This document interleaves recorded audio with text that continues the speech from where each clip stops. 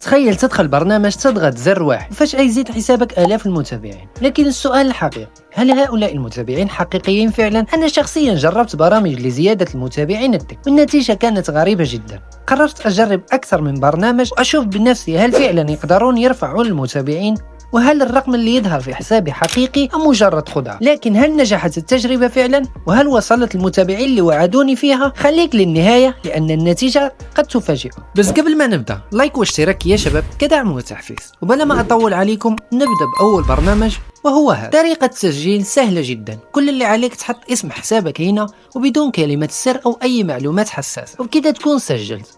طريقة جمع النقاط سهلة أيضا، تتابع أشخاص أو تسوي لايكات وتحصل على نقاط، وبعد ما تجمع العدد المطلوب تقدر تحول النقاط إلى متابعين لحسابك. كل 100 نقطة تعطيك 10 متابعين، لكن هل فعلا راح يوصلون؟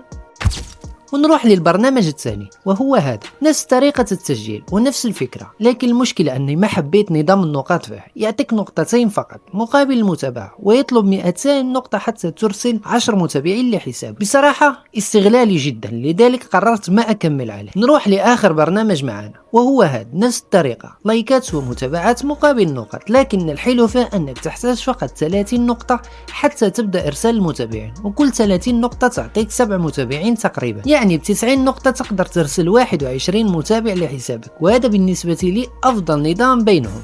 لكن الآن جاء وقت الاختبار الحقيقي. هل المتابعين راح يوصلون فعلا؟ بعد حوالي 10 دقائق بدأ يوصلون بعض المتابعين من البرنامج الأول، لكن البرنامج الأخير كان أبطأ بكثير، وبعد نفس المدة وصلني فقط متابعين من البرنامج الآخر، وباقي 5 لم يصلوا بعد.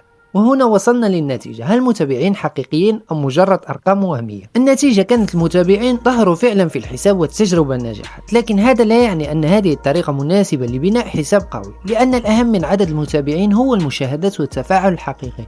الخلاصة من كل هذا أن البرنامج الأول بعد تقريبا 15 دقيقة أرسل جميع المتابعين، أي 10 متابعين. أما بالنسبة للبرنامج الآخر واللي قلت لكم هو الأفضل بينهم، ولو أنه متأخر بس يرسل، لحد الآن أرسل 3 متابعين وضلوا 5 وضلوا 4 عفوا، يعني الطريقة شغالة. وبالنسبة للمتابعين تراهم حقيقيين كلهم، يعني كيف تشوفوا الآن هذه هي حساباتهم، المتابعين حقيقيين. وبس يا إخوان، هذه كانت تجربتي مع هذه البرامج. إذا حابين أجرب برامج ثانية وأشوف هل النتيجة تختلف، أو نجرب على الفيسبوك أو إنستغرام مش بس التيك توك، اكتبوا لي في التعليق. وصلنا لنهاية الفيديو، مع السلامة.